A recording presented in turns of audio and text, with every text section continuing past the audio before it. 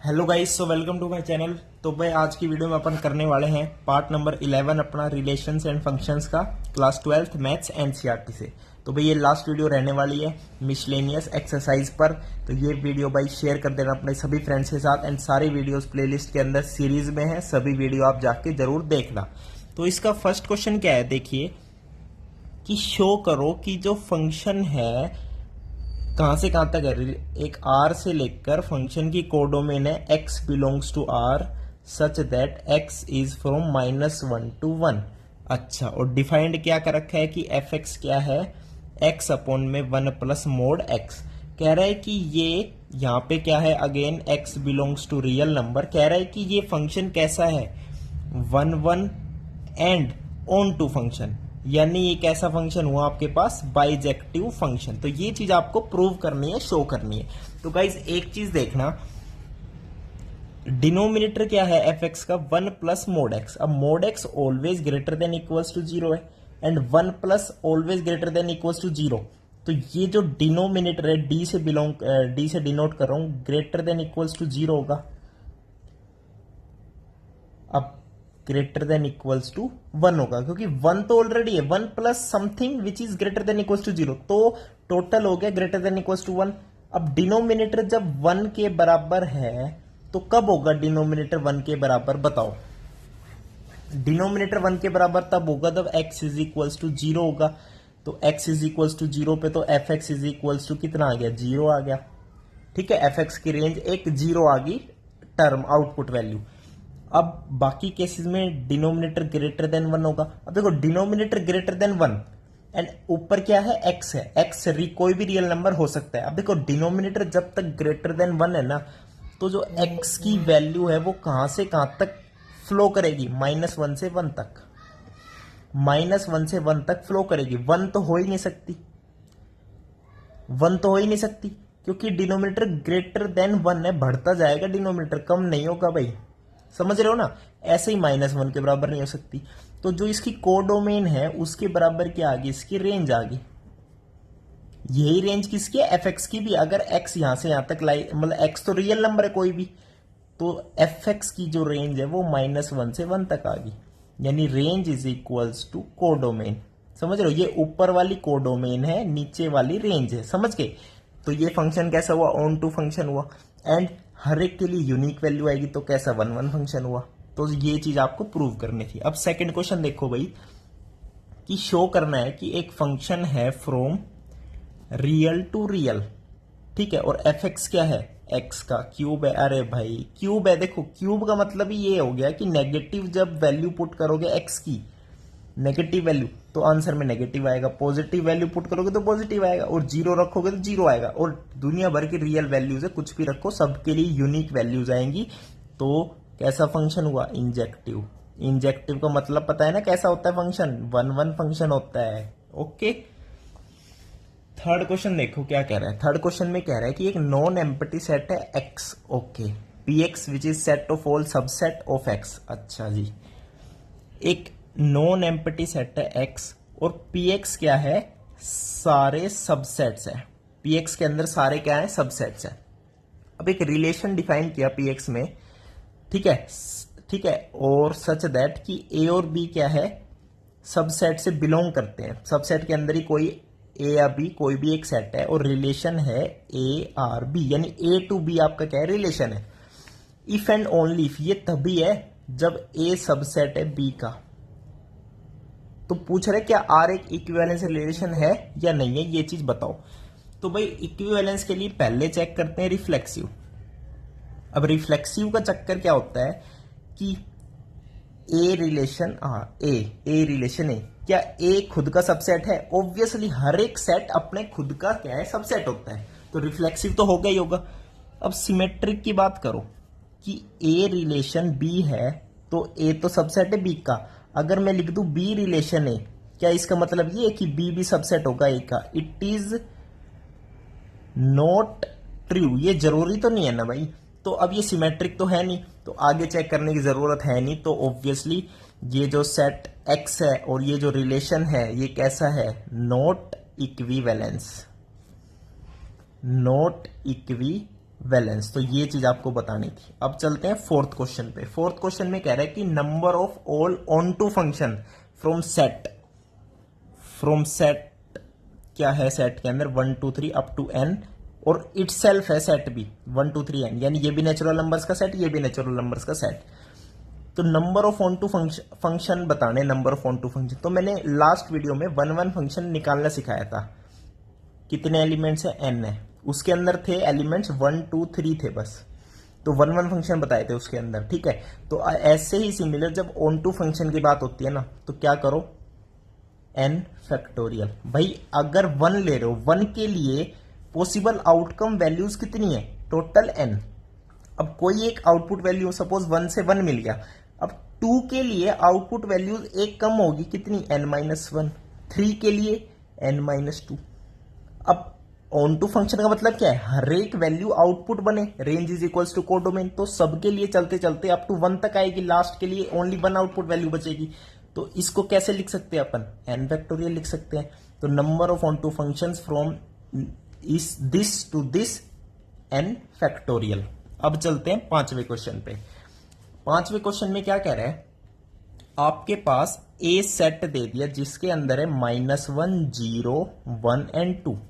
बहुत ही easy question है ये वाला और बहुत बड़ा है, मतलब क्वेश्चन ज्यादा बड़ा दे दिया पर है बहुत इजी, मतलब बहुत कम टाइम लगेगा। देखो ए दे दिया, बी दे दिया, 2 फंक्शन दे दिए। अच्छा, एक फंक्शन a टू b दे दिया एंड एक फंक्शन g दे दिया, वो भी a टू b है, a टू b।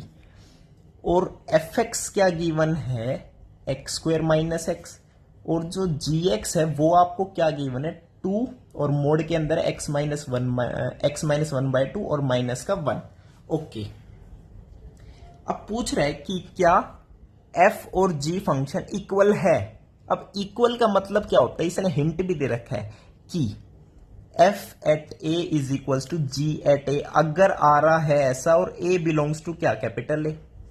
अगर ऐसा आ रहा है तो ये दोनों इक्वल फंक्शन है। अब देखो इनपुट वैल्यूज तो a सेट के अंदर से लेनी है, तो मैं लेता हूं -1 f फंक्शन के लिए। -1 जब x की जगह पुट करोगे तो आपके पास आंसर कितना आएगा? 2 आएगा। अब 0 पुट करोगे 0 आएगा, 1 पुट करोगे तो क्या आएगा? 0 आएगा, 2 पुट करोगे तो कितना? 2 आएगा। ये f फंक्शन की बात है। अब मैं बात करता हूं g फंक्शन के लिए। -1 मैंने पुट किया तो ये बनेगा -3/2, मोड है तो 3/2, 2 से 2 कैंसिल, 3 - 1 2। तो -1 से 2 आ गया आउटपुट। यहां पे भी 2 आया था। f is equal to g आ रहा है, समझ रहे हो? लेकिन हर एक के लिए आना चाहिए। अब 0 पुट करो तो क्या आ रहा आंसर? चेक करो, ये 1/2 निकलेगा, 2 से 2 कैंसिल, 1 - 1 0। और 1 के लिए चेक करोगे 0 आएगा, 2 के लिए चेक करोगे 2 आएगा। अब देखो हर एक इनपुट वैल्यूज के लिए दोनों फंक्शन में इक्वल आ रही है, यानी f is equal to g a belongs to every set. A के अंदर हर एक एलिमेंट जो भी हो जाए, तो ऐसे केस को क्या बोलते हैं कि दोनों f and g are equal. तो ये हो गया आपका 5th क्वेश्चन। अब चलते हैं गाइज 6ठे क्वेश्चन पे। 6th क्वेश्चन में क्या कह रहे हैं? देखो भाई एनसीईआरटी खोल के बैठना अपनी, समझ रहे हो? खोल के बैठनी पड़ती है अपनी, वीडियो देख रहे हो तो आप। ओके, एक सेट ए है 1 2 3, नो प्रॉब्लम। तो नंबर ऑफ रिलेशन कंटेनिंग, अब रिलेशन के अंदर 1 और 2 होना चाहिए, 1 और 3 होना चाहिए। ये चीज ऑलरेडी क्वेश्चन में कह रहा है। और कह रहा है कि which are reflexive and symmetric but not transitive, but not transitive. अब रिफ्लेक्सिव है तो रिलेशन के अंदर 1 1 2 2 3 3 तो ऑब्वियसली होगा ही होगा। और कह रहा है कि 1 2 तो रखना ही रखना है और 1 और 3 भी रखना है। और कह रहा है कि हमें ऐसा रिलेशन चाहिए जो रिफ्लेक्सिव एंड सिमेट्रिक हो पर ट्रांजिटिव नहीं हो। अब सिमेट्रिक के लिए अगर 1 2 आ गया तो 2 1 भी रखना पड़ेगा, 3 1 3 आ गया तो 3 1 भी रखना पड़ेगा। अब बात करते हैं ट्रांजिटिव की। ट्रांजिटिव हमें नहीं चाहिए, ट्रांजिटिव हमें नहीं चाहिए। ओके, कोई दिक्कत नहीं है। अभी चेक करते हैं ट्रांजिटिव चाहिए या नहीं चाहिए। चाहिए नहीं ट्रांजिटिव, ठीक है। अब देखो जो इस रिलेशन के अंदर ऐसे ऐसे सेट्स है, कितने सेट्स होते हैं बताओ? 9 होते हैं। 3 एलिमेंट्स है तो ए क्रॉस एम में कितने होंगे? 9 होंगे। तो ये आ चुका, ये आ चुका, ये जो बच्चे कौन कौन से है वो चेक करते हैं, ठीक है। 1 1 आ गया, 1 2 आ गया, 1 3 आ गया। ओके, 2 1। आ चुका है।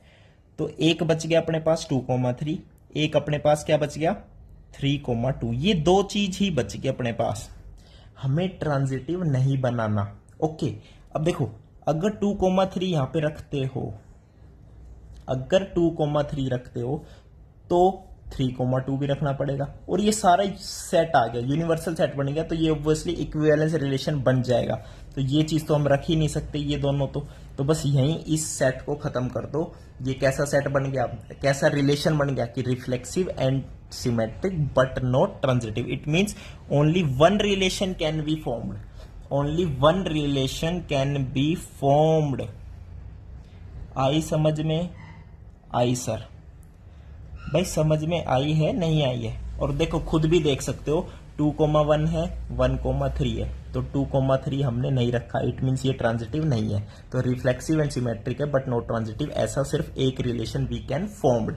ओके, अब लास्ट क्वेश्चन 7th क्वेश्चन में कह रहा है अगेन एक सेट है जिसके अंदर है 1 2 3, सिमिलर तरीके का क्वेश्चन है, नंबर ऑफ इक्विवेलेंस रिलेशन पूछ रहा है जिसके अंदर 1 और 2 तो डेफिनेटली चाहिए। तो इक्विवेलेंस रिलेशन है तो रिफ्लेक्सिव भी है, तो 1 1 2 2 3 3। अब 1 और 2 तो रखना ही रखना है। अब देखो सिमेट्रिक भी होना चाहिए इक्विवेलेंस के लिए, तो 1 2 रखा तो 2 1 भी रखना पड़ेगा, 1 2 रखा तो 2 1 भी रखना पड़ेगा। अब ये एक ऐसा बन गया, अब देखना ध्यान से,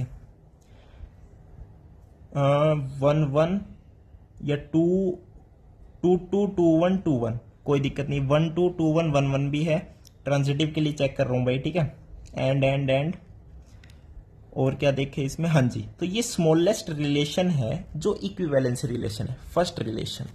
अब सेकंड रिलेशन पहले देख लेते क्या क्या बच गया। आप देखो 1 1 2 2 3 3 तो ले चुके और 1 2 ले चुके, तो 1,3 बच रहा है। अब 2 की लाइन में क्या बच रहा है, 2 1 2 2 हो गया, 2 3 2 3 बच रहा है, 3 1 बच रहा है, 3 2 बच रहा है, ठीक है, ये चीज बचे पड़े हैं। अब सेकंड रिलेशन एक फॉर्म करते हैं इक्विवेलेंस रिलेशन, तो ये तो रखेंगे ही, और 1 और 2 तो रखना ही रखना है, तो 2 1 भी रखेंगे। अब मान लो मैंने 1,3 रख लिया, 1,3 रखूंगा तो 3,1 रखना पड़ेगा सिमेट्रिक के लिए।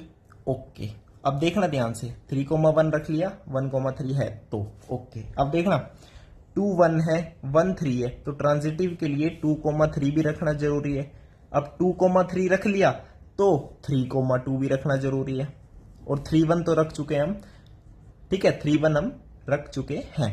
तो ये एक बन गया यूनिवर्सल सेट, यानी सारे ही एलिमेंट्स इसके अंदर आ गए। तो सेकंड रिलेशन ये वाला फॉर्म होगा, फर्स्ट वाला ये, तो दो ही रिलेशन इक्विवेलेंस फॉर्म हो सकते हैं जब सेट ए हो जिसमें 1 2 3 हो। तो ये हो गया आपकी मिसलेनियस एक्सरसाइज। वीडियो देखने के लिए थैंक यू, नमस्कार।